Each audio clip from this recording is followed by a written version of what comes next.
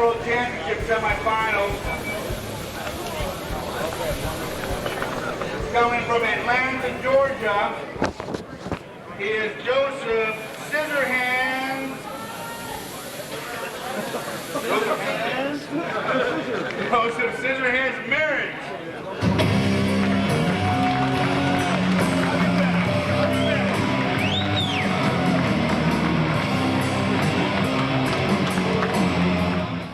Well, I don't know much about Rodrigo. I know that the family's got a good reputation. No, I'm not fighting Marco, just Rodrigo, so I can't say that I'm intimidated at all. Well, I want to get past Rodrigo first, but I definitely want to rematch Adrian. He beat me at a competition that we had earlier, and I just felt like I didn't do some things that I should have. Be nice to get that one back, huh? Oh yeah, oh yeah. You know.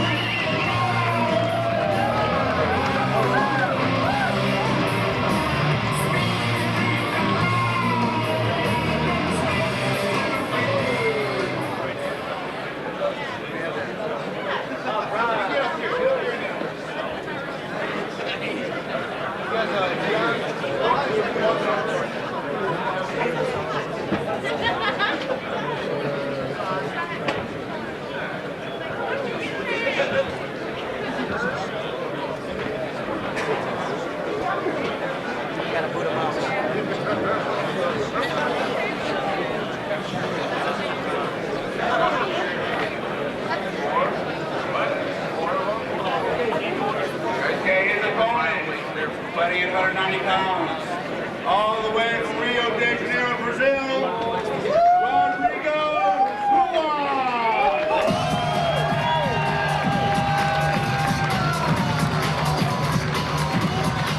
I think you don't have an easy fight.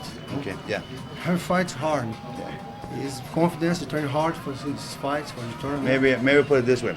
Is it nice to have a guy like this in your corner? Como é que você se sente com o Rodrigo no corner? Muito privilegiado. He's very proud. Very proud. Okay. Welcome, fight fans, to Minnesota Fighting Championships Battle for the Belts. Live at ringside, I'm Kyle Wolf, editor of the No Holds Barred newsletter, alongside of Tim Larson from the Upper Midwest Wrestling newsletter, Tim. And we're starting off with a big matchup here tonight. Very excited to see Joe Scissorhands Merritt from Atlanta taking on Rodrigo Ruas. That's right, and as you know, Rodrigo Ruas is, of course, seconded, as you can see right there, by former UFC champion Marco Ruas. And that's very exciting for the fans here in Minnesota. Absolutely. This is a chance we don't know a lot about Rodrigo Ruas, other than Marco Ruas brings him into the ring here, but it should be very interesting. This is the second fighter record here that we know of for Rodrigo Ruas, who fought for the World Extreme Fighting, #8, and going platinum last year, back in January. I believe he's fought a couple times since then too, but pretty much a newcomer. Absolutely. Okay. It should be interesting to see what kind of skills he brings into the ring here to battle for the belts. And of course, in the opposite corners, you can see Joe Merritt. Joe Merritt is taking on a couple of big names that you've probably heard of in the past, such as Adrian Serrano, who's here tonight. And here we go, Tim. We're ready to start it out. And you can hear the crowd behind Rodrigo Ruas here early on in this fight. Nice kick by Merritt. Ruas follows it up, though, back, pushes it right back into the corner. Now they're clinched up right on top of us. Looks like Rodriguez is trying to take him down, but Merritt's able to block it. So far, it looks like both men have about the same amount of upper body strength here. Neither man looks to gain a great advantage in that category. Joe Merritt's record, of course, is, as far as we know, Tim, 2-2-1. Looking really good here. Wow, nice knee delivered to the leg of Ruas there. Softening up those legs of Rodrigo Ruas. Rodrigo, though, grabs it. And now Ruas backs up Merritt in the corner. Now Merritt has him in the corner. Really tight battle here early on. Ruas goes down. And Merritt, not quick to just jump right on top of him, decides to stand up. Wow, that's an interesting strategy for Joe Merritt to get the fight back on the feet. They were, however, real close to the rope, so it would have been interesting to see what happened there. Ruas looking very composed here. Didn't let that little exchange upset him at all. Nails a couple of left hands there. They look to get right through the defenses of Merritt. But Merritt now countering with combinations of his own. And they tie each other up again. It appeared that Merritt hit a big right hand there that really stunned Ruas with just a little bit, or at least made him feel it and respect it. Marco Ruas yelling in encouragement. And the guy is still staying clinched, not wanting to give up too much space here and let anything happen. Obviously, both these men feel. Oh, there's a big change. Rodrigo gets him down now. Looks like he's got the full mount here. It'll be interesting to see where they go from here. Ruas, as you can hear, I don't know if you can hear that at home, folks, yelling in Portuguese. That's got to be an advantage. Well, obviously, you're not going to give anything away when you speak. You're not speaking all the same language. Now punching, good move by Merritt there, hooking the arm and still landing punches. Trying to disrupt Ruas while he's on top. Both men look very patient and comfortable in this position. Neither man's panicking. They've been here before. 10 seconds to go in the round. Tough round to judge here. First off, very great way to start off the night here at the Minnesota Fighting Championships. What an exciting first round, Tim Larson. Much of the round was spent with both men on their feet. Merrill looked like he wants this fight to be on his feet. Ruas worked for several takedowns, or attempted, to get a takedown several times there. Finally getting one late in the round. Merritt landed probably the bigger blows in the round, it looked like to me. Merritt looking composed there in the corner. I was kind of surprised Ruas didn't go for more submissions on the mat there. Well, a lot of fight, Kyle. I mean, these guys are seasoned fighters with lots of experience, good training. You don't want to rush anything, get something up right away, and the next thing you know, the fight's over because you make a stupid move early in the round. Merritt, of course, like I mentioned, fought Adrian Serrano at the hook and shoot last year, and could, of course, match up with him again here if he can get into the final round of this tournament. Right, later on tonight, we have Serrano taking on Cedric. Should be a very good fight, too. Lots of good fighters here at the battle for the belts. Only the best here tonight. All pro fights, so this is going to be exciting. Here we go, round 2 underway. Both guys showing great poise, not in any hurry here. Whoa. Merritt, look at that, shook off that kick there. Well, it's hard to, these guys play a lot of, you never know how much you're hurt there. Sometimes they try to play a little possum. Now they're nice kicks on Ruas. That was a really good kick. And Ruas here, I don't know what Merritt's trying to do. Trying to tease him, harass him there. But Ruas has great poise. Isn't letting him bother him at all. Merritt keeps shaking off those kicks. Well, he's not letting Merritt close the ground with those kicks. Merritt let a big hand go there that missed, but Ruas looks like he's trying to keep Merritt at bay with some of those nice kicks. Both guys seem content here to fight, standing up for a while, trading kicks. I think Merritt got the right hand in there before Rodrigo tied him up. Now Ruas pulls him down to the mat. Merritt had the full mount there, now into about a half mount. And Rodrigo holding him close there. Ruas not giving Merritt any space. Right, and Ruas has his left foot hooked underneath him. Might try to raise him up, dump him over. Here goes Merritt again, trying to pass. Or trying to stand up, not really sure. Ruas has got the leg though. Got a leg lock, this could be it. And wow, what a kick there by Merritt trying to get out. Merritt desperately trying to free that leg. Ruas wants to cinch it in even tighter. But great poise by Merritt not to tap out or panic here. Absolutely, you panic here and you're done. Merritt's relaxing, trying to figure out a way out here. Ruas cinching in that leg lock. Finally gives it up. Merritt gets out. Merritt right back up to his feet. And the crowd loves it. Hey, this crowd appreciates mixed martial arts. Great crowd here in friendly Minnesota. We got 1 minute left to go in round 2. What an even fight this has been. I think Ruas, it looks like he's bleeding here from this angle, Tim. Maybe he has a cut or something on the back of his head. And now Merritt's all over him. Has him trapped in the corner. They're under the rope. He is under the ropes. And then they're going to stand him up again. 10 seconds. That'll probably be the end of the round.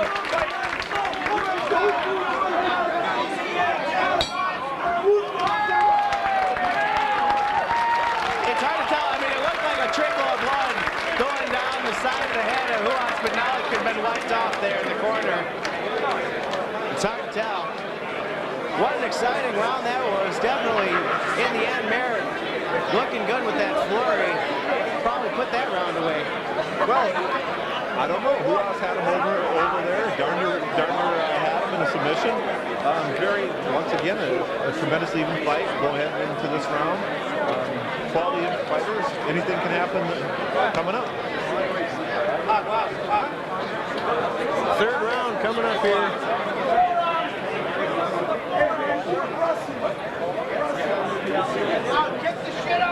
We're waiting to see if they're going to go to overtime here, Tim.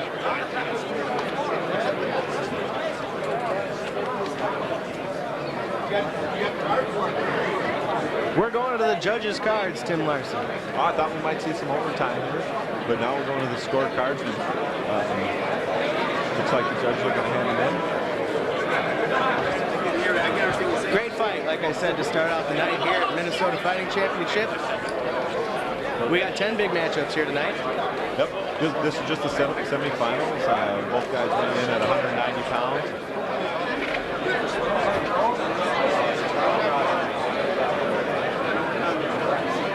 Maybe we will see overtime here. Maybe we will see overtime here, Pat. Looks like it's a possibility.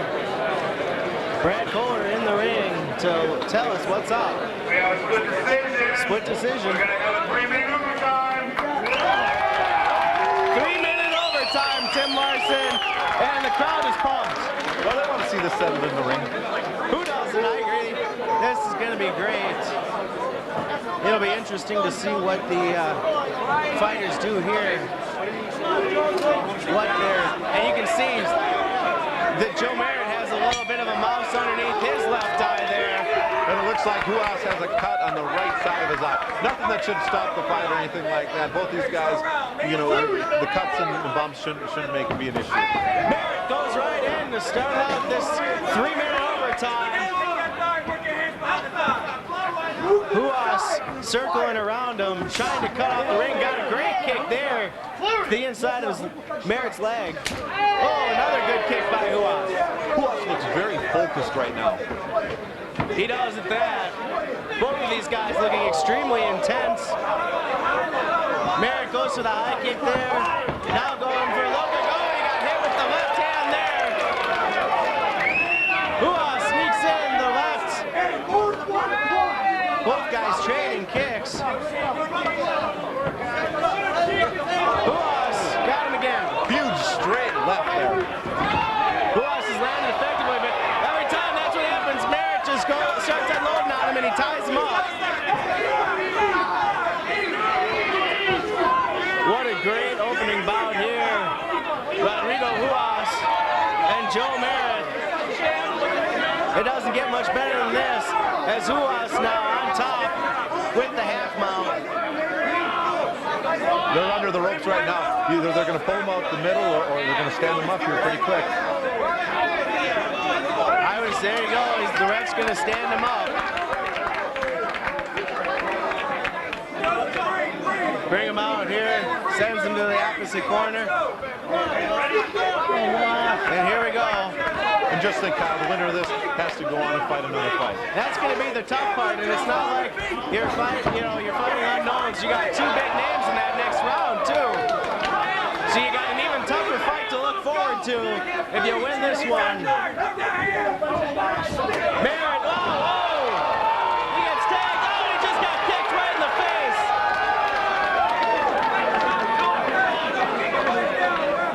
I don't know, that could be... I don't know if they're going to just take off a point or if that's going to be a disqualification, but kicking him in the face when he's down. Can't do that here at the Minnesota Fighting Championship.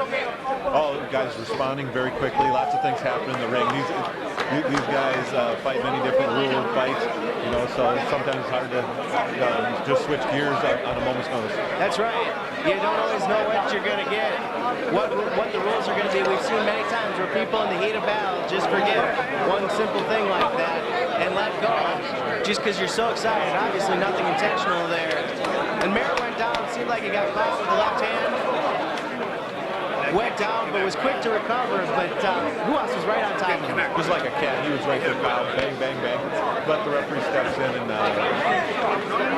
We're going to keep going here, Tim Larson.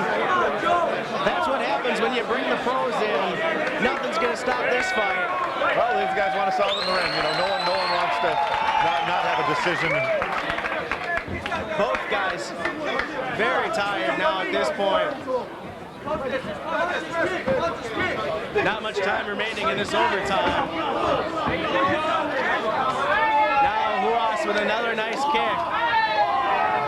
Keeps landing those kicks right to the back of the knee, but Merritt counters with his own series of punches. Wow.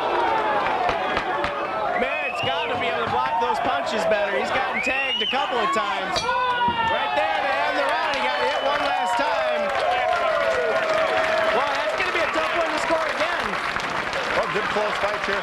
It seemed that the longer the fight wore on, the more Ruas was able to score punching. Merritt had very good hand speed early, but Ruas seemed to solve that a little bit as the fight moved on.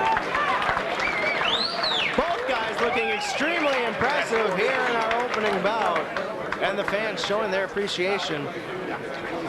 Brad Kohler in the ring now to make the announcement.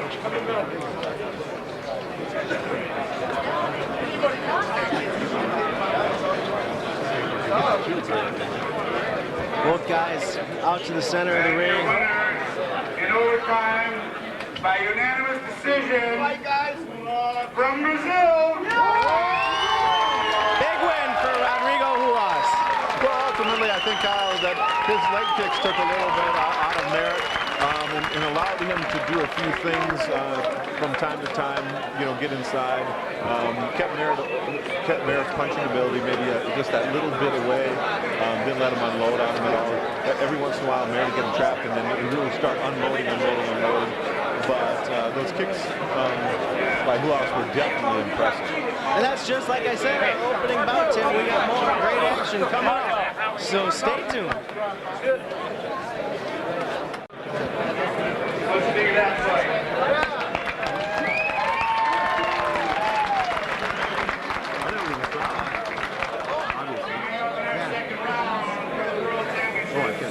At 190 pounds. Coming out of Texas at 185 pounds, Cedric.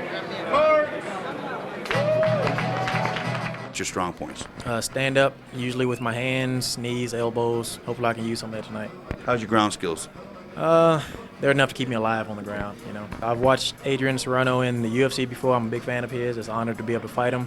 Hopefully I can keep him standing up so he won't be able to utilize his ground skills as much.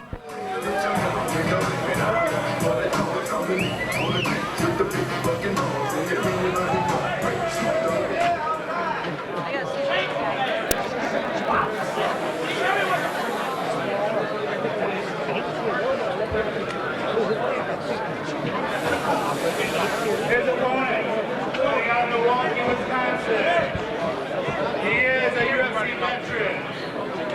challenge middleweight champion at 190 pounds, Adrian Serrano.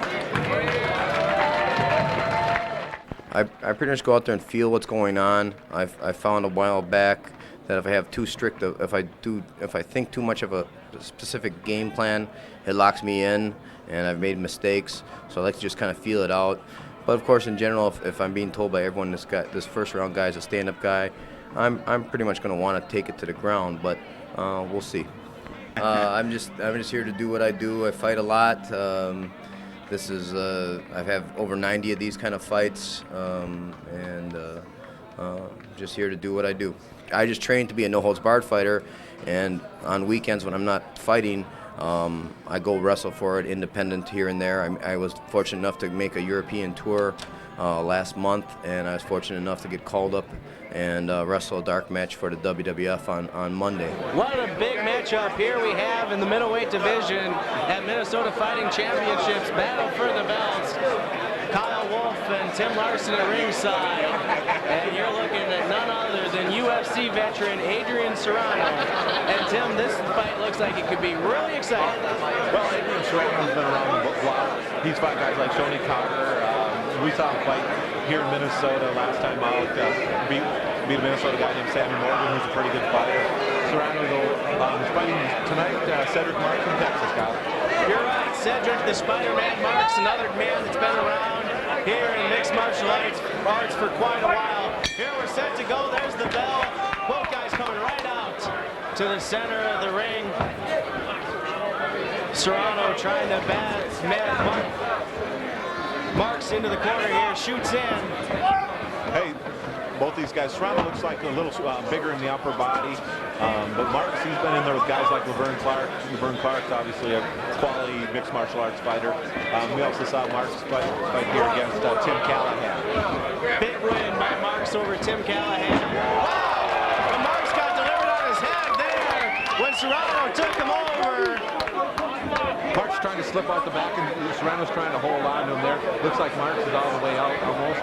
Oh, they're going to go out on the front of him. Serrano working for that arm, but unfortunately there's going to have to be a break. And you mentioned that loss to Laverne Clark for Marks. That was at the Extreme Challenge, of course. He has worked for a bunch of the bigger promotions, as has Serrano. Wow. Great sprawl there by Marks. Yeah, Serrano's obviously tried to take him down a couple times, and Marks was able to block it with a wrestling sprawl. And as you mentioned, of course, Serrano coming off that last time we saw him here in Minnesota, he won 2 fights that night, including beating Sammy Morgan for the Ultimate Wrestling Minnesota Middleweight Championship. Now Serrano using those left hands right to the rib cage of Cedric Marks, trying to soften him up, and Cedric trying to trip off Serrano. Serrano looks like he's able to bowl Marks around the ring here, but Marks looks plenty comfortable. Serrano has great strength. That we do know about him.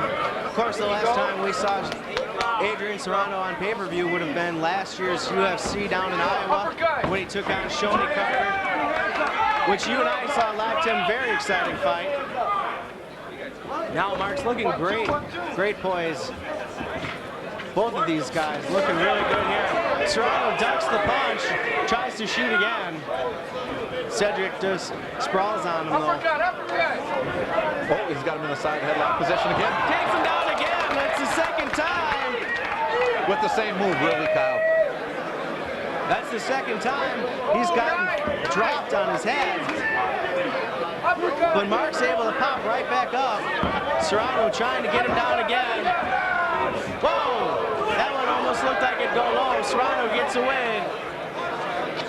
Trying to open up some space. Now he shoots in again. He really shot from a great distance out and was lucky to grab him by the legs. Looks like they're going to be on their feet again here. Mark's tying up Serrano now. Serrano tried to stomp on his foot, it looked like. Going back to that trip. That takes him down a third time. It'll be interesting interesting to see if Serrano goes back to try and work that arm again. Serrano right now is way down in the guard. Mark should be able to adequately defend himself, at least for a while. We'll see what Serrano tries to work his way up. Marks gets nailed with the forearm that time. Oh, Serrano using those rights. Now to the ribcage. He did just land one right to the head of Cedric Marks. Marks trying to get away.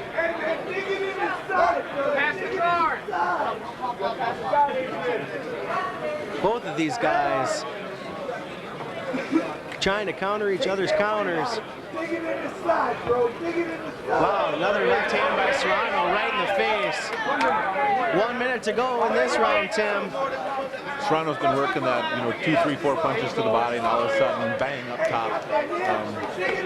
Look at right, just like that, just like that. 1, 2, 3, 4, 5. He just looks like he's setting up a pattern, trying to pass now. About a half mount there. But look at that, puts the forearm right across Cedric Marks' throat. That gets him almost to the side mount. Oh, drops his forearm right on his head, put his head into the mat. Yeah, Serrano was able to move up, and this position is really not necessarily real good for Cedric Marks. Oh, gee, right there. Keeps dropping that forearm right on to Cedric Marks' face. Serrano dominating here in the last minute. 10 seconds to go in this round. Looks like Cedric Marks will survive the round.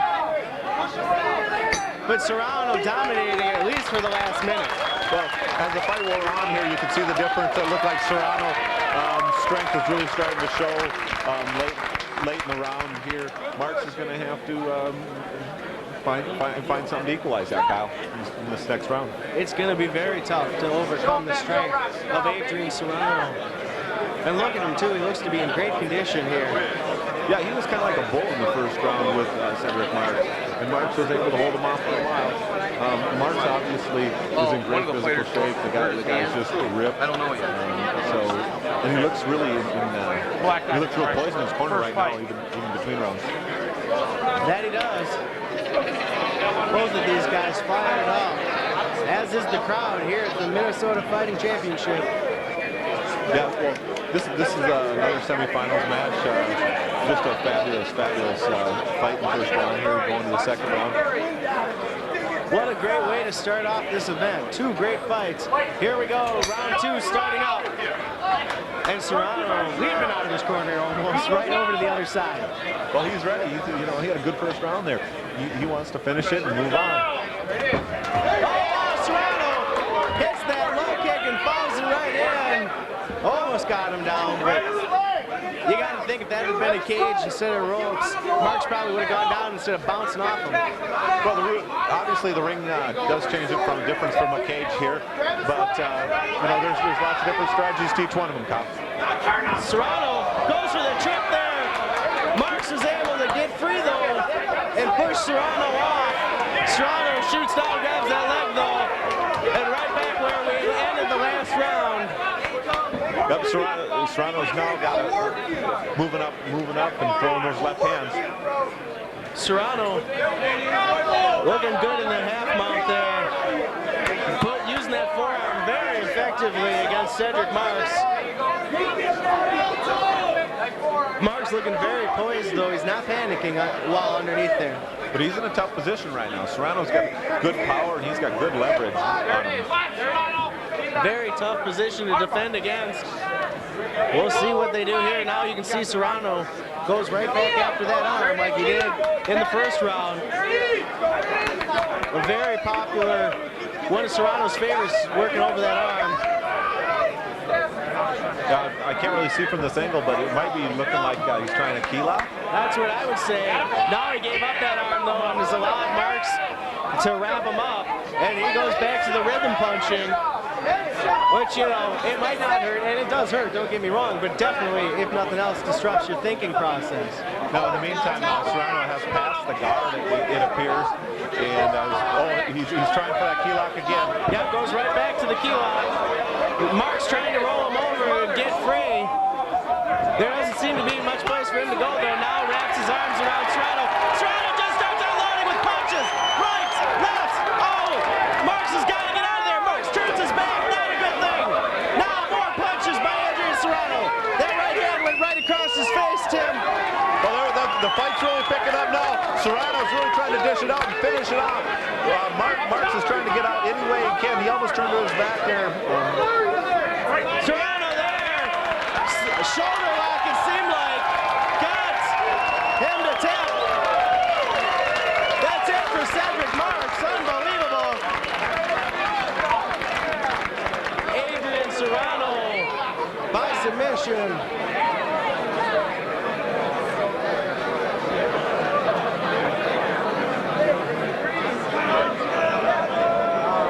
What a great second match. Well, Adrian Serrano able to move on in the tournament here. Now back in the battle for the belts. Big win for Serrano. Big win. Very big win. Cedric Marks now shouldn't be disappointed with himself, though. He looks great. We're going to see Adrian Serrano back one more time tonight, Tim.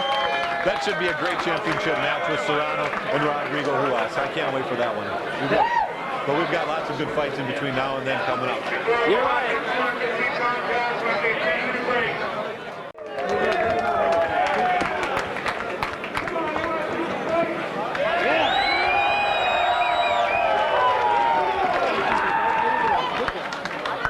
Coming out of Milwaukee in the 215-pound weight class, fighting for the World Championship, Theo Brooks.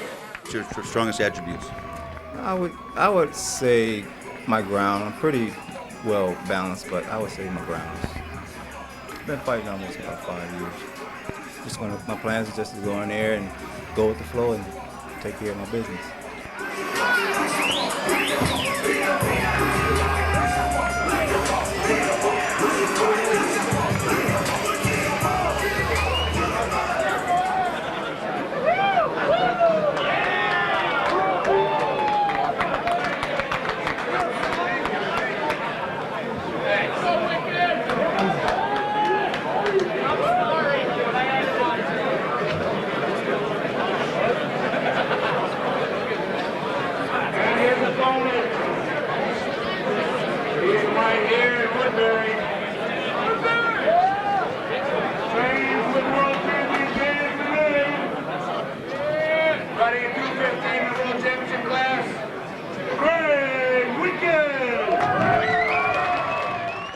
Train with Dave Monet and yourself, and you guys not only train me, I feel like a thoroughbred. You guys kick my ass every day. I'm that wolf climbing up the mountain that's real hungry, and there's gonna be a lot of promoters looking to fill their stables, and I want to be one of their guys in their stable. It's Tim Larson and Kyle Wolf ringside at the Minnesota Fighting Championships battle for the belts. And you're looking at hometown hero Greg Wikan, Tim Larson. Greg Wikan's always a very exciting fighter, Kyle. I mean, we've seen him go against Travis Fulton, pure excitement. I mean, these guys, he's always full of a lot of action. And he's facing Theo Brooks from Milwaukee out of the Serrano camp. Should be interesting. It's the Dave Monet camp versus the Adrian Serrano camp here in the heavyweight division. And both of these guys grappling here early on. Clinch Wikan trying to trip up Theo Brooks. Theo wraps his arms around Greg Wikan, though. They're not going anywhere. And Tim, you mentioned Greg Wikan. I mean, who he's fought into, who's who of mixed martial arts fighters. Absolutely. He's fought TK. He's fought Nate Schroeder. I mean, very good fighter there. Bobby Hoffman. I mean, Travis Fulton, Tim Silva. Very good fighter. Who's who of the rest of the fighting business? The last time we saw Greg Wikan was here, last time in Minnesota anyways, was at the Ultimate Wrestling show over at the West St. Paul Armory when he beat Aaron Pendleton. That was a heck of a fight. That was in Bloomington, I'm sorry. Great fight here, though. Both of these guys not giving an inch. Wikan now using those knees, but he gets tripped up, and Brooks takes Wikan down to the mat. this will be an interesting position for Greg Wikan. I mean, Wikan always starts pretty fast. A lot of times he's able to dominate and get in the mount position relatively quickly in the times we've seen him fight. So it'll be interesting to see what happens with Theo Brooks. We also saw Wikan, I should say, he fought that no contest with Travis Fulton, and that was the one at the West St. Paul Armory, where Wikan had Fulton down, and there was, a judgment call on whether or not Fulton was able to defend himself. But Wikan was dominating, definitely. Looked really good. He's looked really good in all his matchups lately, though he has lost those 2 to Tim Silva. Well, Wikan's looked like he's down in weight here in the last 6-8 months a little bit, trying to get in a little bit better cardio shape. Down at 215 or so for this fight. Should be interesting.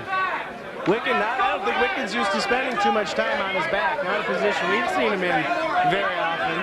But he's looking really good here against Theo Brooks. I mean, he's not giving up any position. Defending himself real well. Brooks trying to pass that guard. Wikan not letting him get anywhere. Now look at that, Wikan throwing a couple of punches. Brooks trying to grab onto anything. Now starting to throw punches of his own. Well, Brooks has got some distance now. It looks like maybe his arm's trapped. Wikan grabbing on, not giving him any space. Great strategy by Greg Wikan. Well, he's been able to survive real well down below, and in fact land some really good shots. And Brooks has tried to unload several times too, and just missing a couple of big blows. It's been action-packed this entire show since the opening bell. We're only 3 fights in, and Brooks now starts to roll. Could end up out of the ring here. Rolls back on top though. And now trying to pass that guard. Wikan closes it up, not giving him any space. Wikan trying to grab that arm. Looks like he might have it there. That squad could be over. Look at that. Brooks trying to counter with some knees. Wikan just won't give up that arm though. Wikan's a very strong fighter. That's it. Oh, he got a bloody nose too. But Greg Wikan, very impressive. What a win over Theo Brooks. Theo Brooks very frustrated right now. He was in great position until Wikan trapped him. Yeah, Brooks very disappointed with himself. Big victory for Greg Wikan. And he'll be back.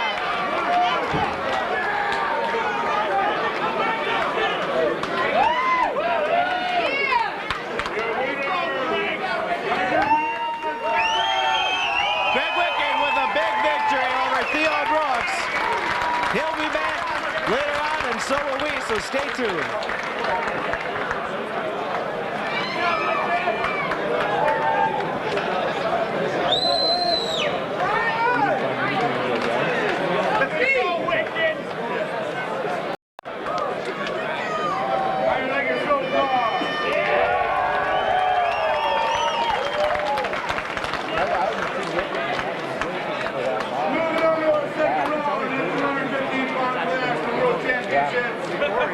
Coming in from St. Louis, Missouri, Mike Rogers.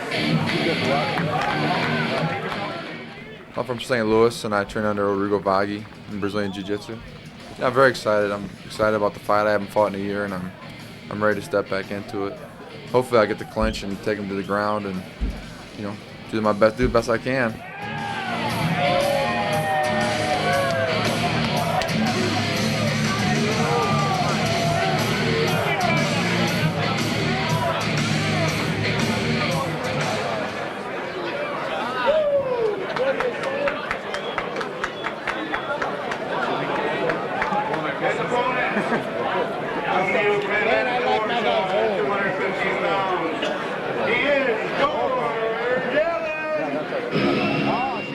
We get a lot of WCW wrestlers like Robbie Rage, people like that come in and give me a good workout. I'm not one of those guys that like to waste a lot of energy. If I can hit it, I'm going to hit it. I'm just not going to play around. And my reputation is I'm a good striker. We'll rely on that. You like to hit? I like to hit. Well, we're set for our second matchup in the 215 weight class here at the Minnesota Championships. I'm Kyle Wolf, editor of the No Holds Barred newsletter Ringside with Tim Larson. And Tim, we got a great battle here with Mike Rogers taking on George Allen. This is our first chance here in Minnesota to see these two guys. I've seen Allen fight one other time. Real good fighter. My first chance to see Mike Rogers go at it. Allen coming to us all the way from Georgia, and Mike Rogers from St. Louis, Missouri. This should be interesting, Tim. Yeah, we don't know much about how these guys will match up. Both guys looking very composed, very cool. Here to start it out. Wow, nice kick there to open things up by George Allen. Goes right. Both guys clinched there now. Allen hooking those arms, not giving any space to Mike Rogers. Rogers trying to trip him up and bring him down. They almost got him there. Now they're in the ropes. Can't tell if Allen's using his foot on the rope there on purpose or not. It looks like he was. Yeah, I think he wanted to use that as something to push off of, kind of like on the cage. Rogers is really in a nice position here. Just needs to pull Allen back in the center of the ring. Otherwise, the referee's not going to last long. But Allen's in a very, very dangerous position here. He's lucky he doesn't just drop the knee right there on his head. And now a punch in the head of George Allen. Rogers got flipped there though. As soon as he put his knee on his stomach, he felt the weight shift, and Allen made a quick move and reversed the position. Allen, great composure right there, not giving up when Mike Rogers had him in a bad position. Now taking his time. You're seeing Rogers there, a couple of punches to the head, a couple of rabbit punches to the head of George Allen. Now pulling him in close. Well, he doesn't want to give him any real distance here. He's going to take some punishment, so he's got to keep him real close. Wrapping those legs up behind him too, not letting him pass. Nowhere right now for George Allen to go. Referee telling him to work or he's going to stand him up. Yeah, they aren't going to let him sit in this position very long. I would, in fact, you just told him 10 seconds right now. Otherwise, they're standing up. And I think that you're going to see Mike Rogers happy to take that, as he does. Content to sit and wait it out there. We'll see where they go now. Wow! Rogers shoots right in. They got caught with a kick. It looks like he's down in good position now. He's trying to throw him. Allen just sat down on him so that he wouldn't get thrown. Allen trying to lock him up there, trying not to go down to the mat, it seemed. Now you're seeing Rogers just pushing back into that corner and lay on him, not giving Allen anywhere to go. Grabs that leg, oh, great punch to the stomach there. Oh, Allen hit him in the back of the head to counter.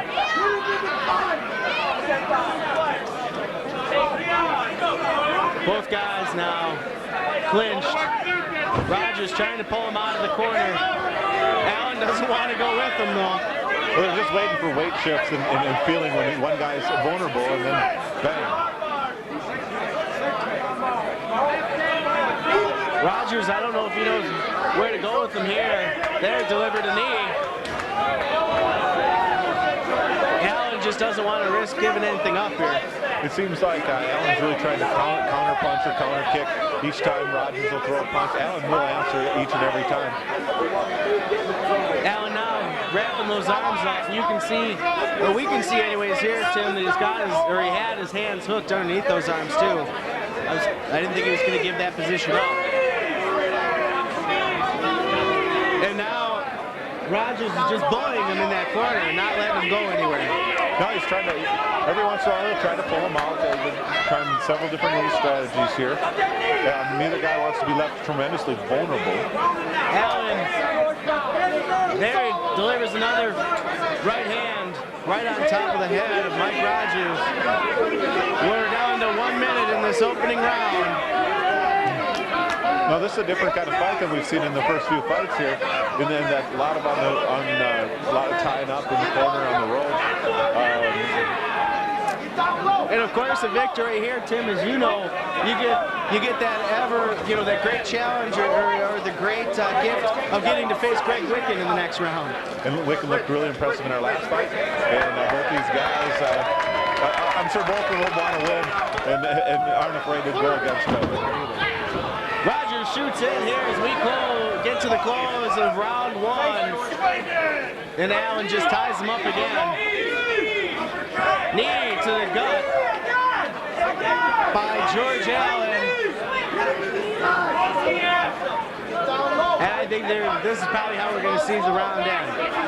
Yeah, a lot of standing, a lot of bowling, a lot of trying for position. Oh, Allen just tried a leg sweep there. Well, there you go. Rogers pulling him down by the arms, but that's the end of the round, unfortunately. Well, these guys can all hear the timekeeper, however, and they know about when to try some of these things where they're not going to be real vulnerable, but maybe they'll get a quick little submission. Well, what do you think they're saying in the corners now? What's Mike Rogers' cornerman saying to him? Well, Rogers was able to control the positioning that time, and I think though that obviously he wants to score a takedown. We saw that he's looking to throw Allen. Allen spent a good portion of the round trying to block him. I would guess that he probably wants to lock up with him, and be able to throw him. And how about George Allen? What's George Allen's strategy going to be for round 2? Well, I would guess that Allen probably doesn't want to be locked up real quick, and I think he'd probably want to land some blows and get some kicks and slow down Rogers. Good strategy there.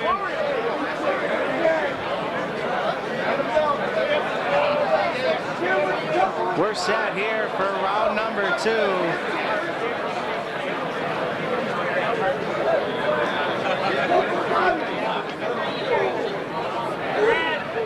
And you can feel the electricity in this room, Tim. The crowd almost in a respectful hush. Well, these fights, you can feel the intensity. All these fighters are very serious about the mixed martial arts. They come in, they train very hard. And the crowd really senses that. Mike Rogers and George Allen, round number 2 in the 215-pound weight division. Wow! Right behind him, and he's out cold. George Allen got tagged with a right hand. He went down like he was out. That's going to be the end of it, I would assume.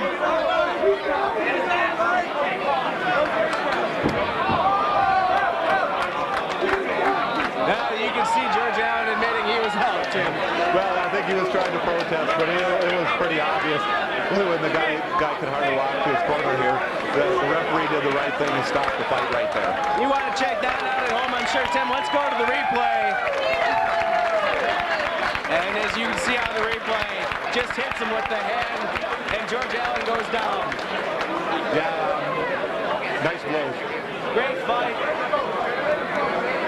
Can't blame the referee for stopping that one. Obviously, Allen not able to defend himself initially. And you got to jump in there and save these guys, protect them. Well, there's no sense in him taking a tremendous beating on the ground once he's out. The referee did the right thing, and that's great. Mike Rogers, he's your winner. And he's fighting Greg Wikan coming up, so make sure you stay tuned.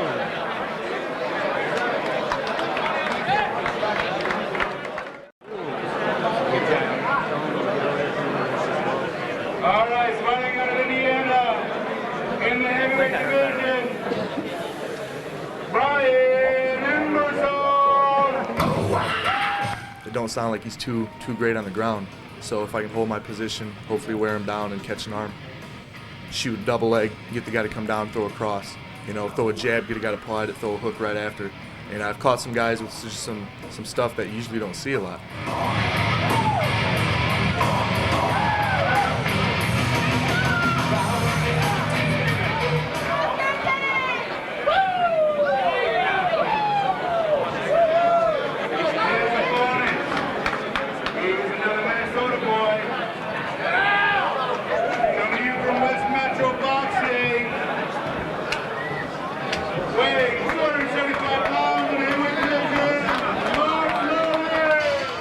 How's the ground skills come along? Just enough to stay out of trouble, I hope. Tell me, what are your plans for the fight tonight? Try to stay on my feet and work the kicks and punches.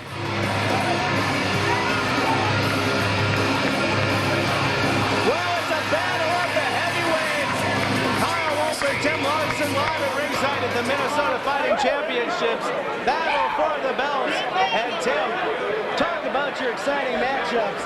Mark Lowry from West Metro Boxing taking on Brian Emerson.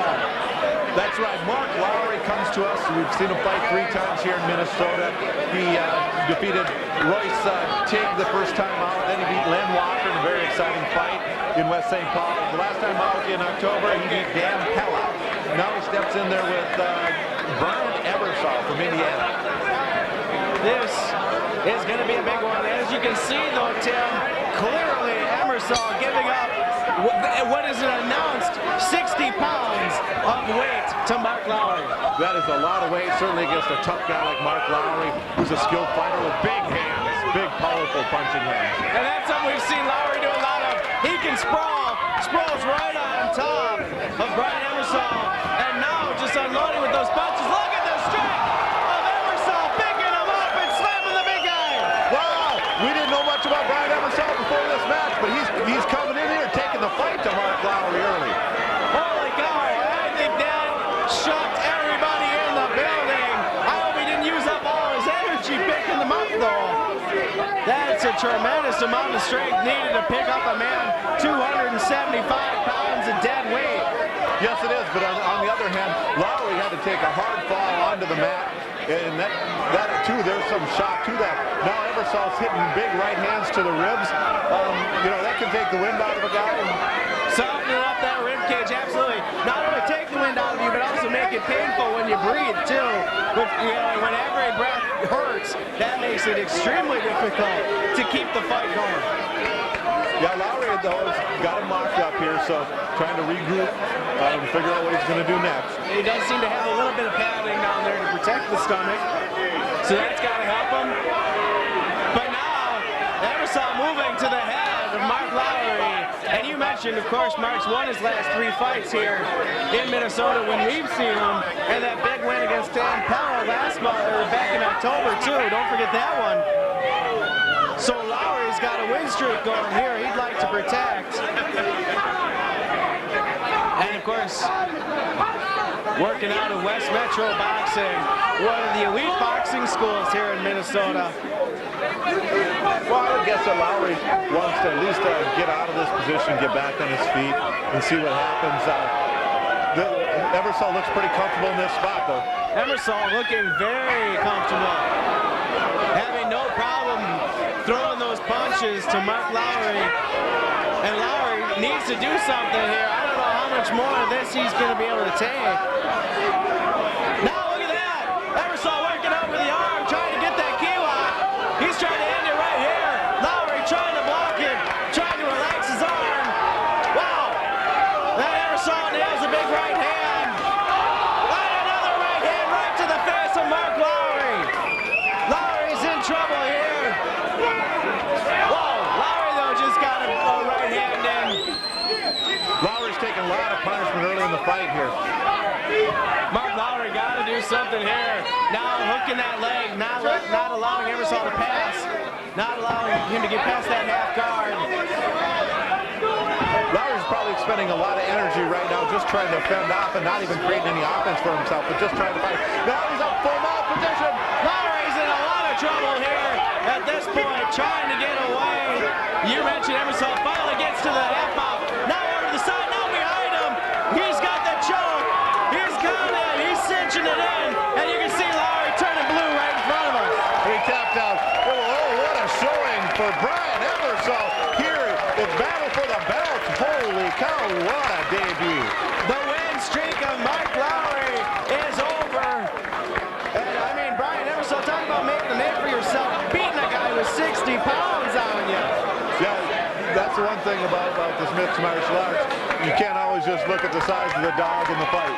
You're right, absolutely. Brian Ebersole from Indiana, big victory over Mark Lowry. And he's going on to the next round.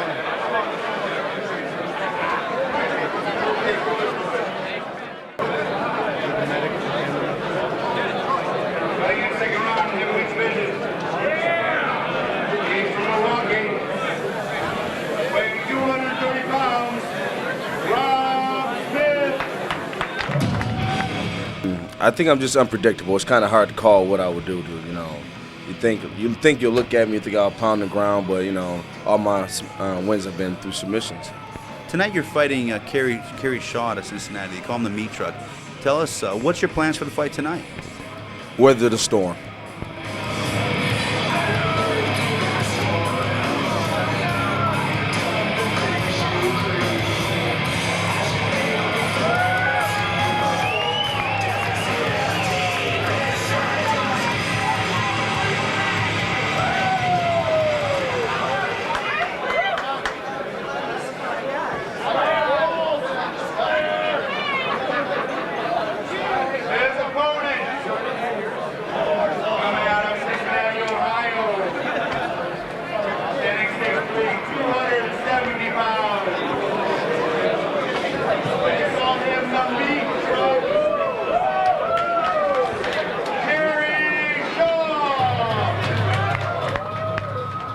You're managed by one of the best managers in the world, Monty Cox.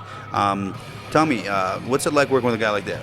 Oh, it's fantastic. You sit back, you don't have to worry about anything. Monty really takes care of you. What's your strongest attributes? I'd have to say my teammates. Man, we got a team, Meat Truck Incorporated, Rich Franklin, Josh Rafferty, Maurice Walker. We got a great bunch of guys that like to train hard. We hang out together, and we're just a tight-knit group of guys. And you got to do good with guys like that by your side.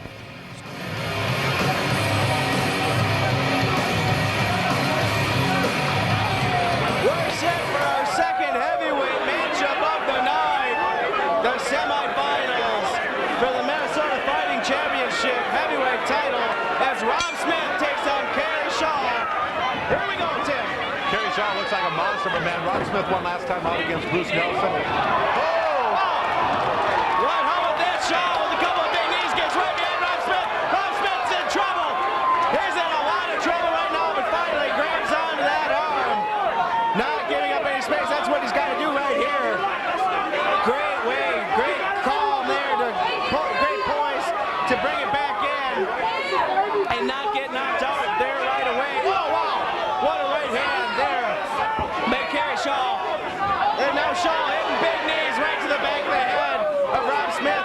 You know, Rob Smith, of course, as you mentioned, Tim, one last time we saw him, he's fought for King of the Cage when he took on Pride superstar Quentin Rampage Jackson. But look at Schall controlling this one, going for the key lock. He's dominating this fight. Absolutely took a right to him now. It looks like he's got the key lock. Smith trying to power out. Oh, we see. Bad position for Smith, giving up his back though.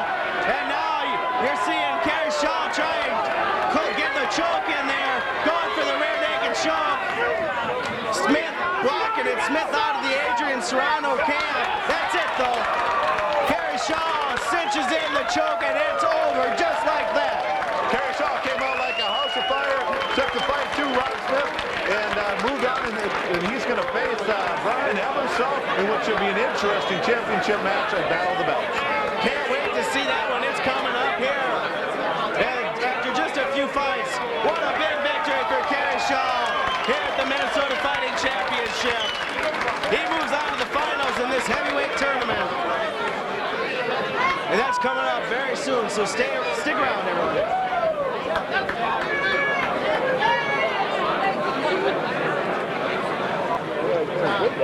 Fighting our 165-pound world championship round. This is for the belt. He is a UFC veteran. Coming from St. Louis, Missouri, CJ Fernandez. Tell us, CJ, what is the strongest attributes to your fighting? I got heavy hands. I got good shots. I clinch up to him and ground and pound from there. And what's your plan with this guy tonight? Probably keep him on his feet. I got long reach. Keep jabbing, kicking at him, clinch up. I got big slams, so most likely I'll clinch up to him, slam him, then stand back up and work it from there.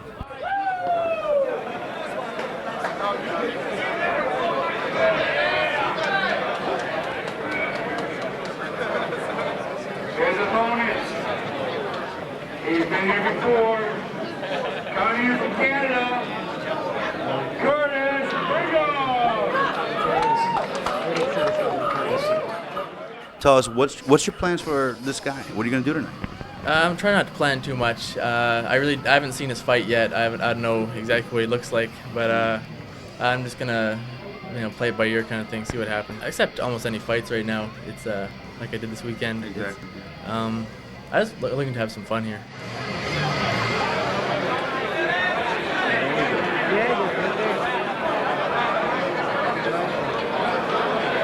We are set for light heavyweight action here at the Minnesota Fighting Championships. Battle for the belt. That belt is on the line here in the 165 and under division. Kyle Wolf, editor of the No Holds Barred newsletter, ringside with Tim Larson. Tim, this should be extremely exciting. Absolutely. We got C.J. Fernandez against Curtis Bringham. We saw Curtis Bringham fight Sean Shirk in a really good 3-round fight. Did real well against a quality fighter in Shirk. C.J. Fernandez here looks to have a little size and strength probably on him, but technique will come into play here too. You're right, Tim. Brigham gave Shirk the longest fight he's had, at least here in Minnesota this year. Very competitive. Look at that, he's going for the leg right away here. Trying to hook the leg. Fighting hard in the Serrano camp. C.J. Fernandez is... Curtis looks like he'll take some blows to try to get a submission or two in here. And what do we got? Oh, he's got the knee again. He's got it again. And Brigham, of course, fighting out of Winnipeg, down with the great Canadians we've had many times here in Minnesota. We love when they come down, and he's looking very competitive here, trying to cinch in that knee lock. Now he's focusing on the leg. Oh, he just got nailed there. Fernandez with a big left hand. And Fernandez finally gets free. Fernandez back up to his feet. Not Brigham looking a little wary before he gets up. He can't kick him, of course. That's illegal. Can't kick a guy while he's down, but you can hit him right there in the face. Well, he dove right in. Curtis dove right in. Oh, big knee on the top of the head. Big knee on the top of the head. Now you're seeing Brigham does not want to get up off his back fighting in the crowd. Fernandez seems very happy up on his feet, and now the ref's going to make him stand up. Well, that's a tough position here in Minnesota Fighting Championships. There's rules. Look at that now. Brigham jumps right on him, making him use all his weight to hold him up. They could end up dumping him right here on top of us. And Tim, we can clearly see Fernandez now jabbing away at the stomach. Did have his forearm right at... Wow, what a slam! Fernandez delivers. Brigham to the mat. Dropped him right on the back of his head and on his shoulders, and then delivered a couple big shots to Curtis Bringham. Does nail the right hand just a second ago. Got it a left right there. And you can see Brigham going right back for that arm, Tim. Brigham keeps working on those submissions. Yep, takes some shots, but he keeps working for the finish.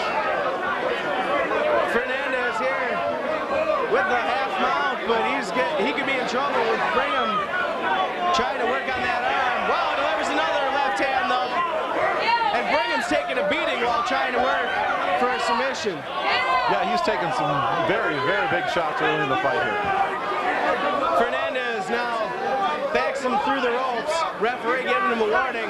If he can't get him out of the ropes, they're going to stand him out. Well, I think if I'm Brigham, I'd just stay there. That's it. Stands him out. What an exciting finals match here for the light heavyweights. Whoa! Both guys throwing punches. And Brigham goes right back to gripping on him there. Last time he got slammed, he just got slammed again.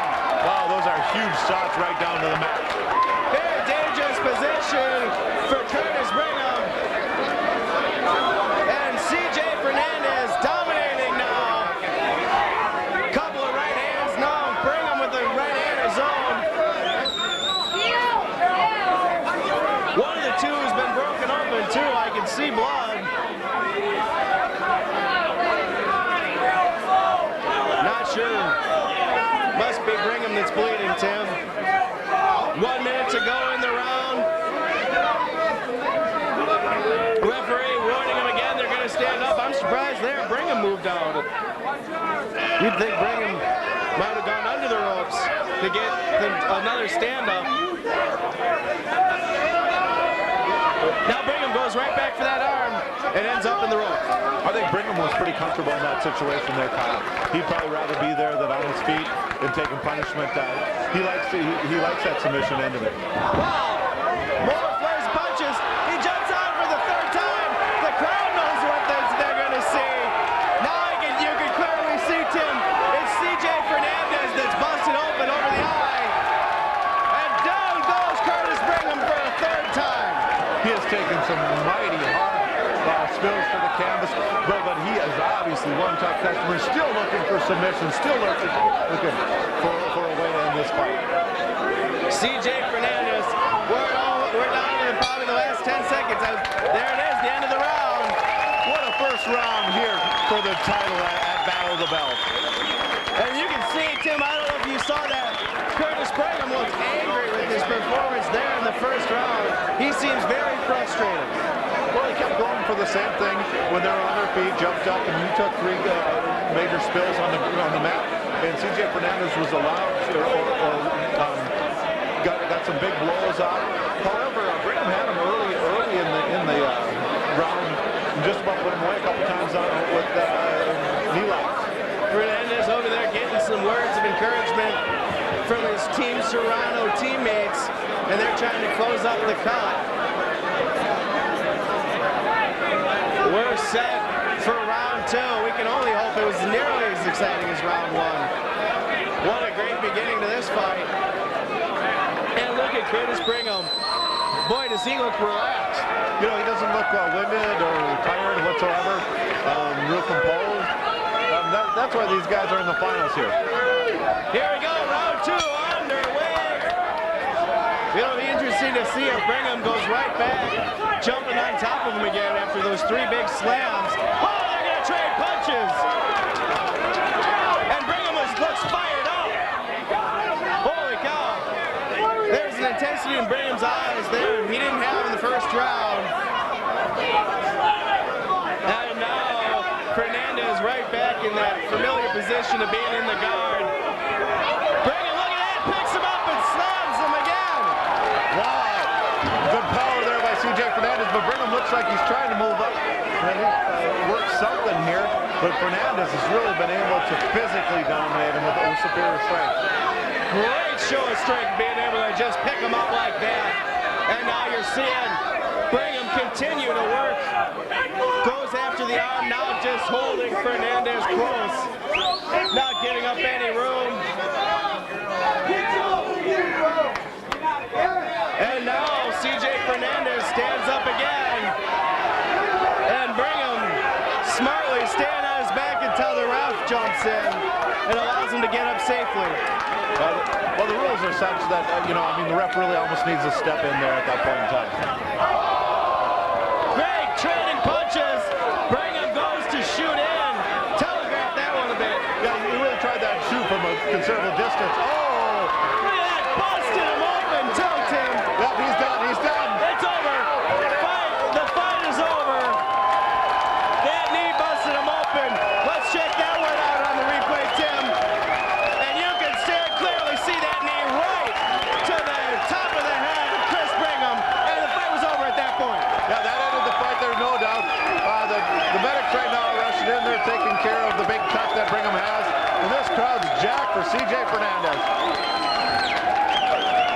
What a big victory for CJ Fernandez.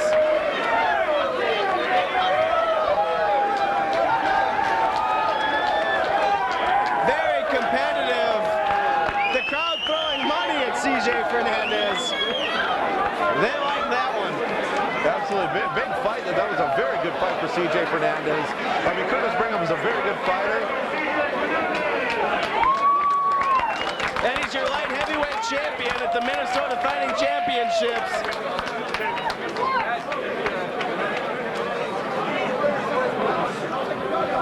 Dr. M making sure that Curtis Bringham's okay. I'm sure he'll live to fight another day, Tim Larson. Yeah, they want to take good medical care of these guys here. You know, I mean, everybody wants to fight another time. They'll probably take them in and take a good look at them, make sure everything's all right.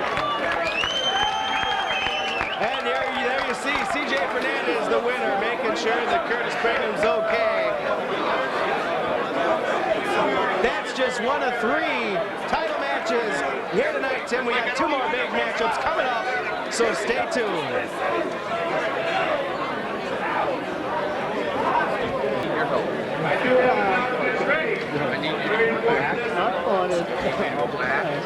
Rodrigo Ruas has a cracked ankle tonight in Wikan. Don't let ready to go. In his race, Get them walking up here, okay? he fought here last night and won the World Amateur World Championship. He's one of the toughest amateur 190 pounders in the country. Matter of fact, the world. He's fighting out of Canada. Coming in 190 pounds, Chris Fontaine.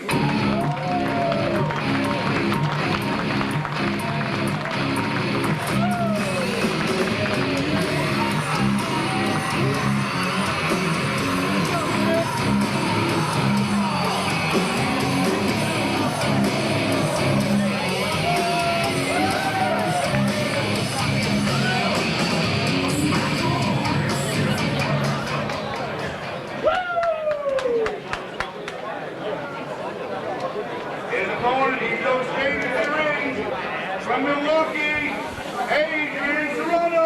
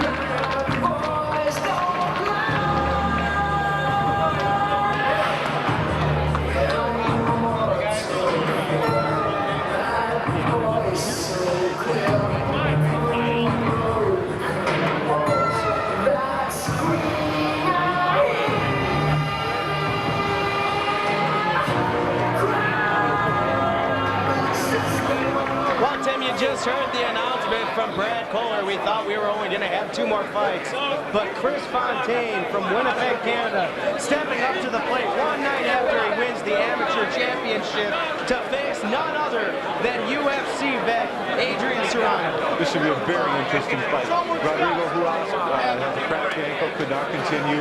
We didn't think there'd be a fight. Fontaine steps in, and he's going to try his hand at Adrian Serrano. Fontaine, as you know, Tim Larson, also a teammate of Curtis Bringham, who in the last fight, as you saw, had to be taken out by the doctors.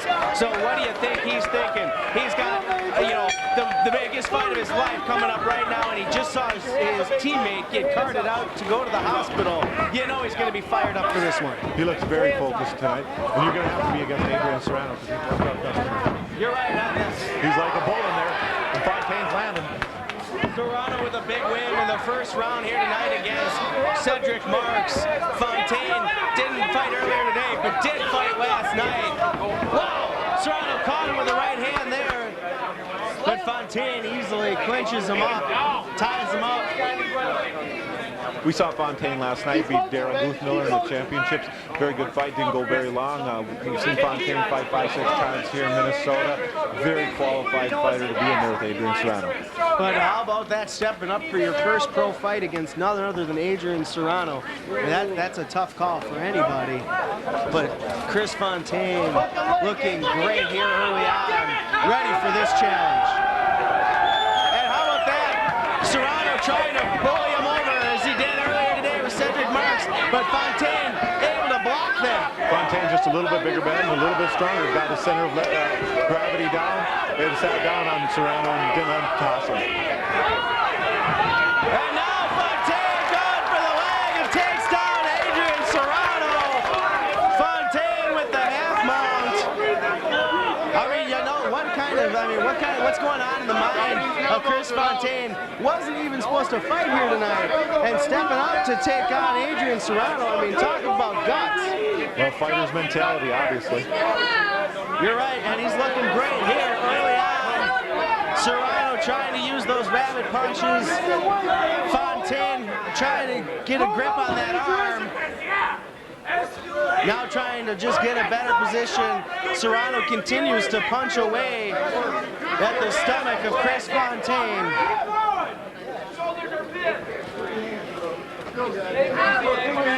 Both guys just tried to jockey for position here, Kyle. It looks like Fontaine is trying to get a little bit of leverage now. Referee just told Fontaine to keep busy on top. Fontaine trying to get past that half mount into the side mount. I'm guessing there's obviously love a full out. Look at those right hands right to the face of Adrian Serrano. Now behind him, a knee to the face, another knee. Serrano's up and he's rocked. Serrano seemed to be in trouble there. Down trying to lock up Fontaine. Fontaine having nothing to do with that. He's tried to throw Fontaine several times, but Fontaine's been able to block. Now Fontaine is put in the guard position. But Fontaine landed some big blows. Serrano had a couple really big hands there. He did, you're right there. He's definitely seen days for a moment. Now Serrano on top, trying to get past the guard. Fontaine tying up the arms, hooks the legs, doing everything you're taught to do, not allowing Serrano to get any leverage. Serrano continuing to try and pass, gets one leg over, right there. Now Serrano throwing the left hand, trying to disrupt Chris Fontaine. Fontaine just trying to keep his head real close to Serrano so he can't get any real leverage on any big blows. Doing a good job of it too. As you can see, Serrano trying to get some space there, and every time he does, he brings that fist down. Fontaine trying to hook the arm, keep him close. Serrano gets behind him. Fontaine, this could be trouble. Now over to the full mount. Full mount by Adrian Serrano, raining down with punches. Fontaine's got to do something here. No, Serrano going for that key lock. We've seen this from Serrano a lot. Looks like Fontaine's fighting. Fontaine tries to power out of it. Serrano hits him with a left and a right. Oh, it's a big... Couple of big rights right there, Tim. And it looks like Fontaine's busted open. Fontaine trying to block those punches. He can't do much. He's got to get a hold of those arms. He's got to block those punches. Serrano freely punching at the face of Chris Fontaine. I don't know how much more Fontaine can take. He's obviously been busted open. Could have a broken nose. I'm surprised the ref hasn't jumped in and stopped this one. Fontaine bleeding profusely. Serrano punching at leisure. 10 seconds to go. Fontaine has to survive these next 10 seconds. Serrano behind him. Look at the blood just gushing out of the nose. Fontaine's got about 3 seconds. Hold on. He tapped, but it looked like it was after the bell. I don't think Fontaine's going to continue. Oh, he did tap. That's it. That's it. That's a fight.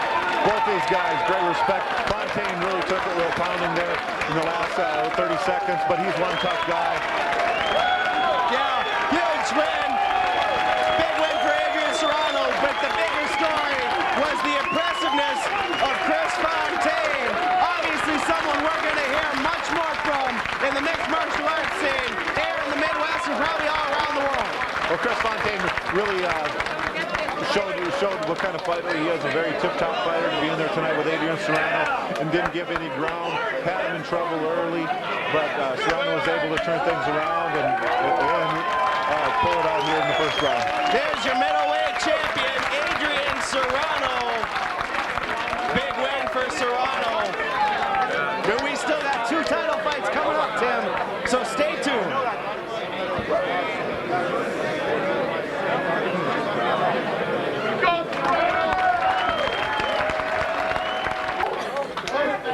Let's get on to the 215-pound world championship.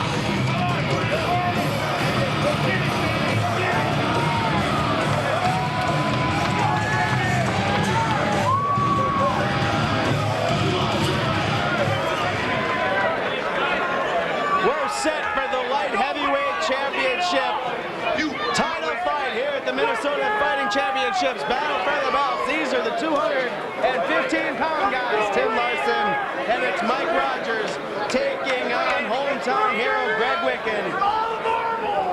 Talk about your heavy hitters. Well, obviously we saw Greg Wikan perform real well in his opening round against Theo Brooks. Rogers was kind of surprising actually against George Allen a little bit, so we'll see what he's got here. Oh, picks him up right there, right away. Wikan jumps on him, going for that guillotine choke. He might have it cinched in there too. Rogers better watch out here. Tough strategy here now, kneeing them. I mean, you don't want to wiggle around too much and get yourself stuck more, but you don't want to let it, cinch down, let him cinch it in either. That's right. You got to relax down there, but be aggressive.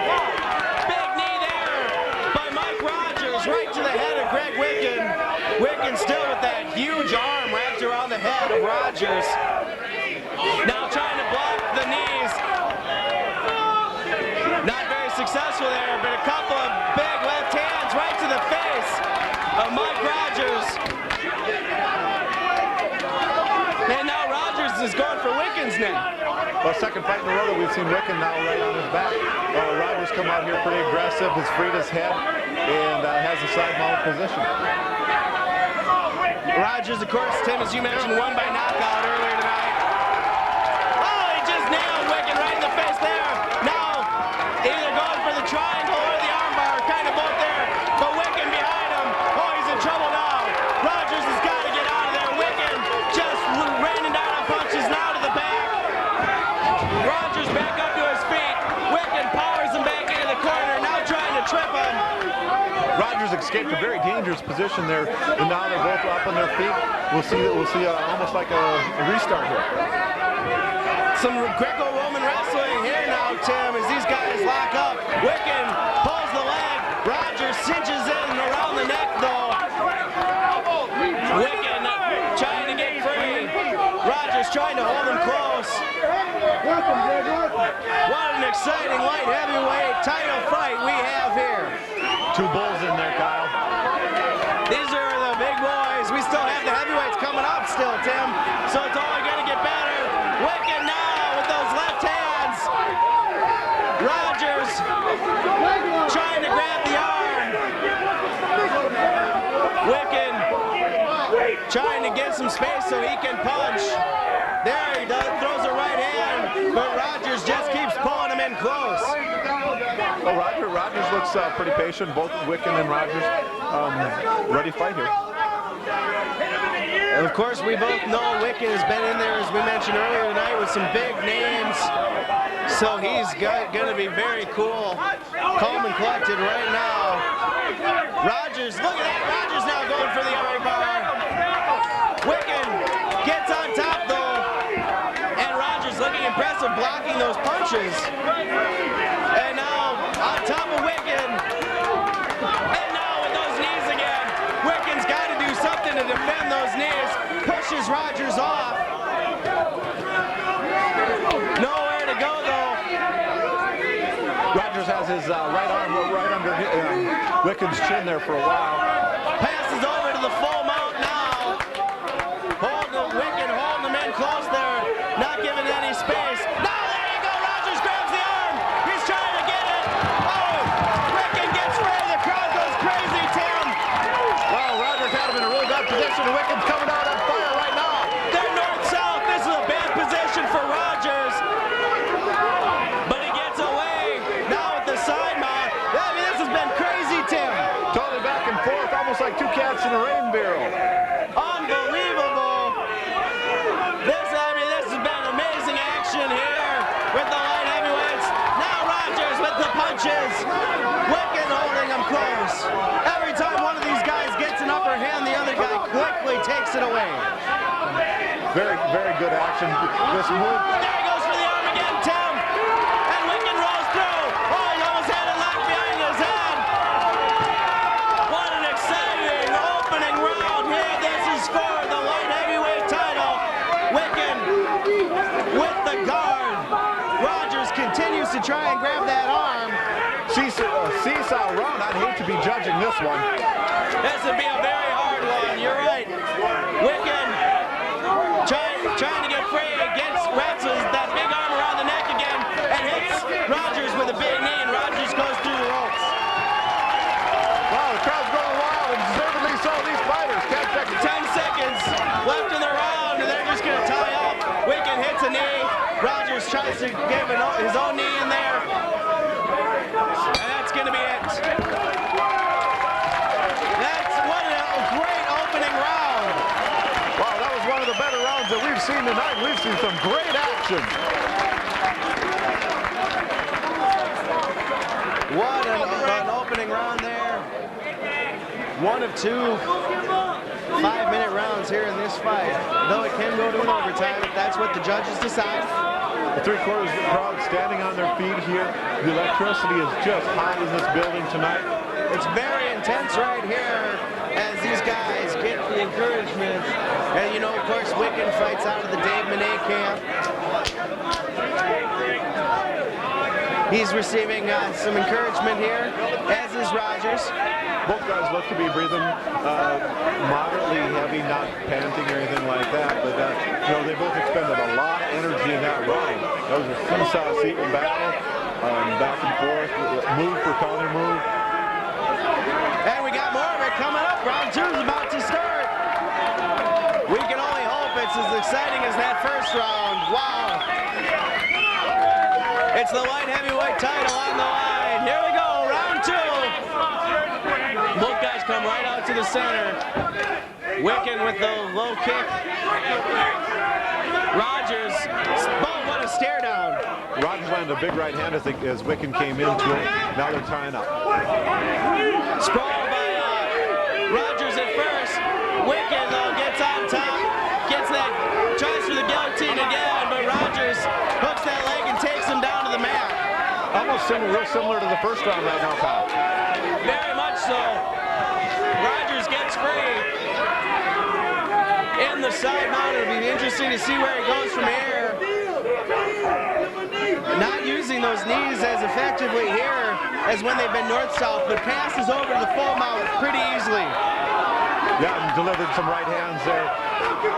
This is one of the longest fights we've seen Wikan in a long time. It'll be interesting to see with that drop in weight how his conditioning is improved. Well, I think he's been at this weight roughly for a while because we've seen him fight a couple fights like this. So I would guess his body's probably pretty ready to go. Oh, he just turns him. They're about to go out of the ring here. Rogers holding on to Wikan for dear life. Wikan trying to get Rogers back into the middle of the ring. Wikan with a couple of left hands there to the rib cage. Rogers not doing much here to defend himself anymore, it doesn't seem. Not very effective in blocking those punches. Well, he's looking, he's trying to trap an arm. Just nailed Wikan with a right hand while trying to wrap those legs around his neck. Now going for the neck crank. And Wikan gets free, gets behind him again. Rogers tries to hook the rope, that's not allowed. Wikan punching through the rope, I don't think that'd be allowed either. Referee's going to stand him up. There was really nowhere for the guy to go in the ropes there, so referee made the right call. Yeah, you're right there. Now you're seeing Rogers sprawl on top of Wikan. That's the best position he's been in since the round started. Not using the knees there again, but gets over to the full mount. He's been here once before, too, in this round. Yeah, these guys have been going move for move here. Great seesaw battle here in round 2. The semi-main event here at the Minnesota Fighting Championships. Battles for the belt. And this is exciting action. This has been a great night of fights here. And Wikan now just got nailed. Rogers unloading with those rights and lefts. Wikan trying to get free. Rogers just sitting on him, putting all his weight on top of him. Now putting his knee on top of the arm too. Wow, did you see that? He delivered the knee right to the front of the face of Greg Wikan. Oh, he's got his arm. He's got the arm. He's had this twice now and hasn't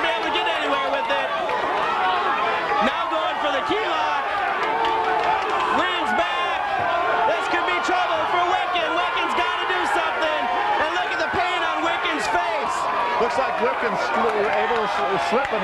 He's slipping out. He got away. And the crowd loves it. The crowd firmly behind Greg Wikan here. And Wikan responds. He's getting fired up. Now both guys look like they're catching a little bit of a breather. Just regrouping. I'm sure we're getting in about 7.5 minutes, 8 minutes into this fight. Both guys are tired. Both guys, of course, have already fought here tonight, which I'm sure is a major factor. They're right by the ropes now. Looks like it's hard to rain down punches. There's not a lot of room to move your arm. But you're seeing Rogers go right back to that arm. Oh, he just caught Wikan right in the face, too. Boy, that had a bad effect on Wikan, because he got close right away and made sure there was no more space to catch a punch like that. Wikan's trying to get a little distance to deliver some punches, but Rogers has effectively been able to cut down that. Every time he gets any space, Rogers just hooks onto that arm. 10 seconds to go. Wikan with punches right to the back of the head. Rogers with a punch of his own, though. I would hate to be the judge on this one, Tim. Holy cow. What another round, Kyle. Wow, was that fantastic? That was great.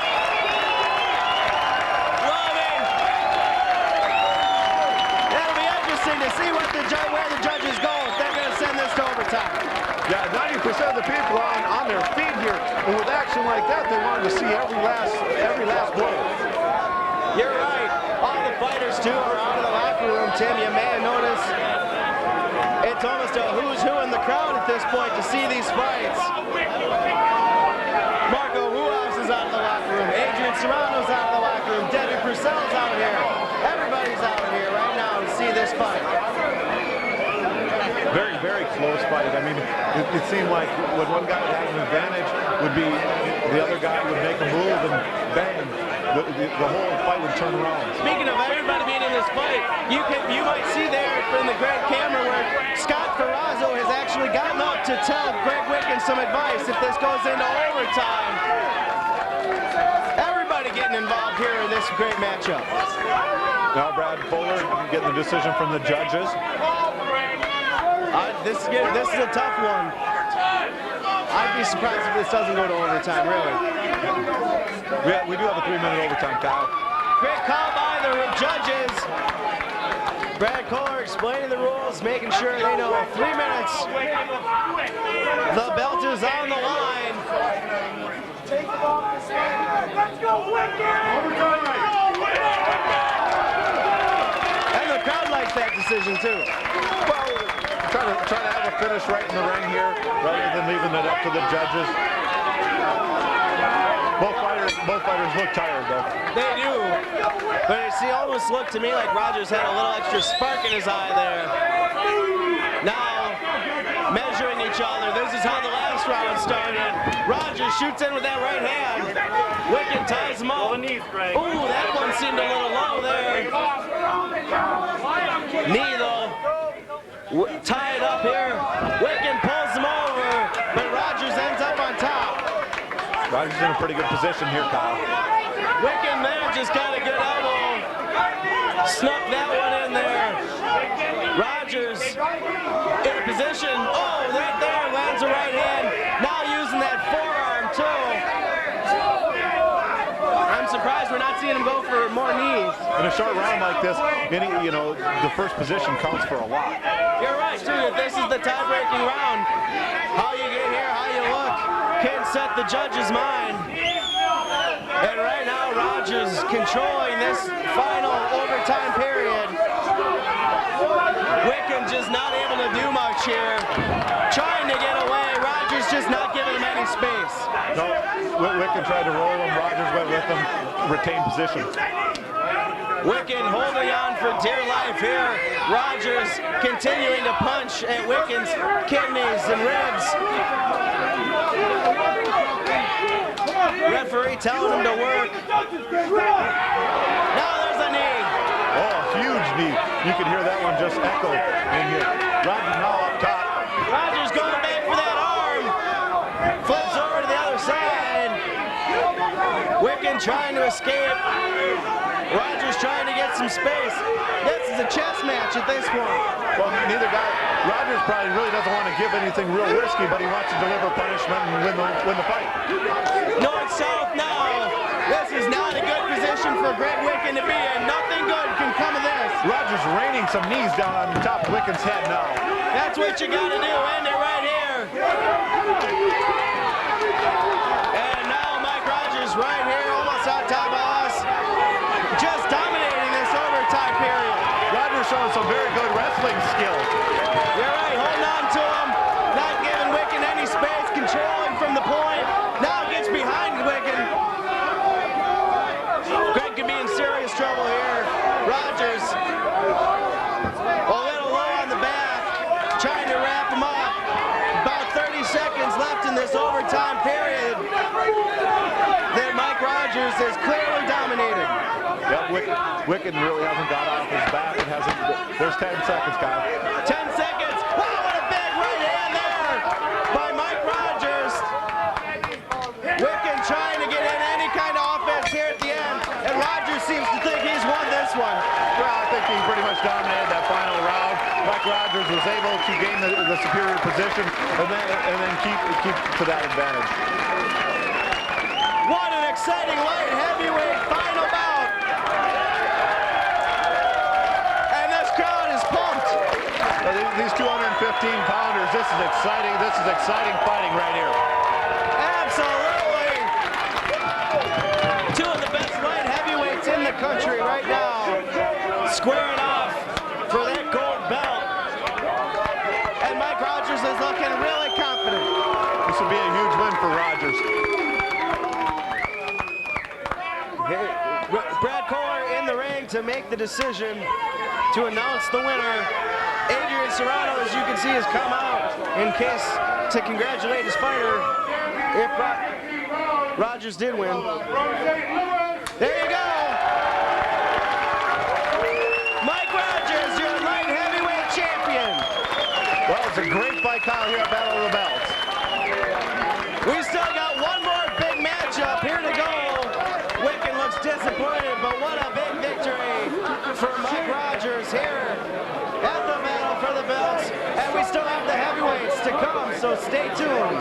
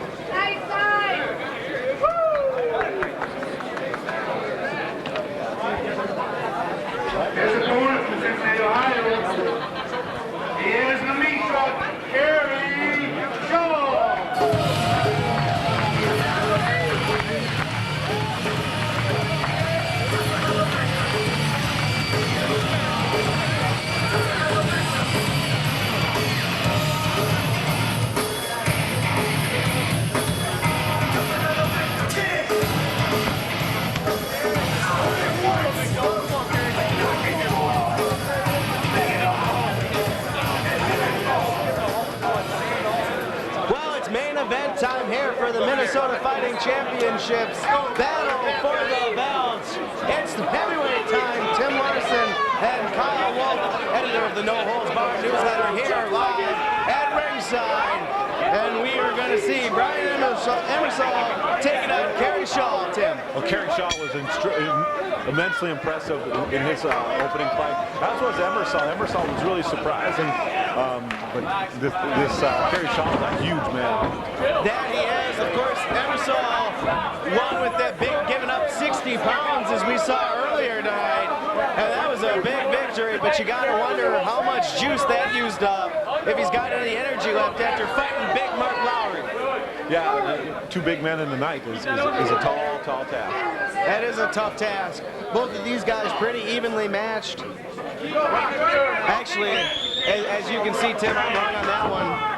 As Emersole's giving up another, what'd you say, at least 30 pounds, probably 40? Yeah, a lot of size, But, you know, once again, skill a lot of times will win out, and the size isn't the whole game. Big knee right there, and another one.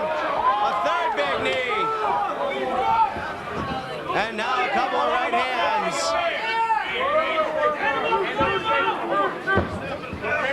What an exciting heavyweight battle here in the main event for the heavyweight title. Well, Ebersole has to really battle Schall's strength. Schall is just really physically manhandling him right now. Schall on that about side mount or half mount there. He's connected on a couple of big punches to the face of Brigham Ebersole. Ebersole, of course, from Indiana. Schall coming all the way up from Cincinnati, Ohio for this big match. And we're lucky here to have such top-notch fighters at the Minnesota Fighting Championship. And this one has been all Kerry Schall. So far. So far, absolutely. The tide can turn at any minute. Well, Ebersole proved to be a really resourceful fighter against Lowry. And he looks patient, throwing punches, fighting from the down position. Holding on to the hands of Kerry Schall, trying not to let him punch.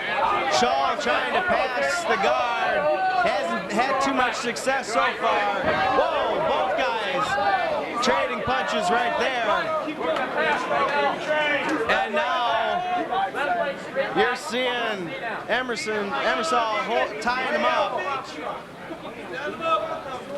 And Kerry Schall, the meat truck, not having any luck getting past the guy. There he's got a little bit of distance. Every once in a while he's able to get in the distance to throw some punches, or big punches to the side there, opening things up.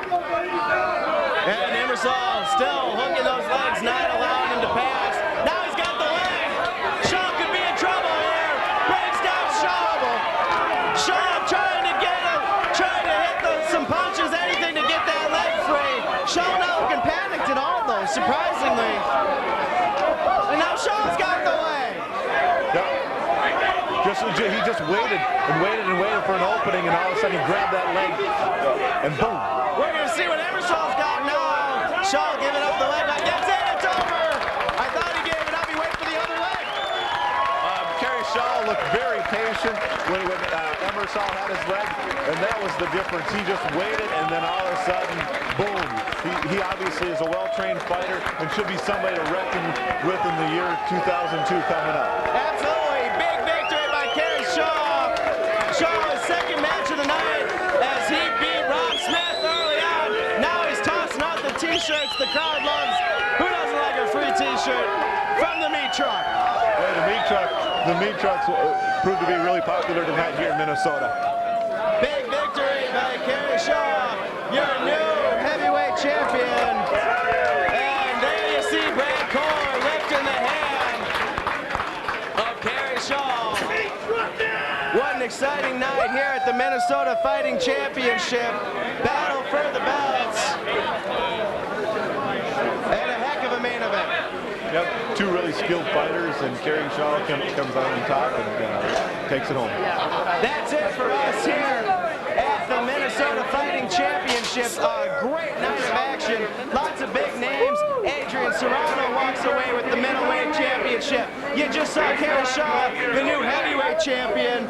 Curtis Bringham losing to CJ Fernandez in the lightweight division. Great matchups all around. 4 new champions crowned here tonight. And we hope to see you on future Minnesota Fighting Championships.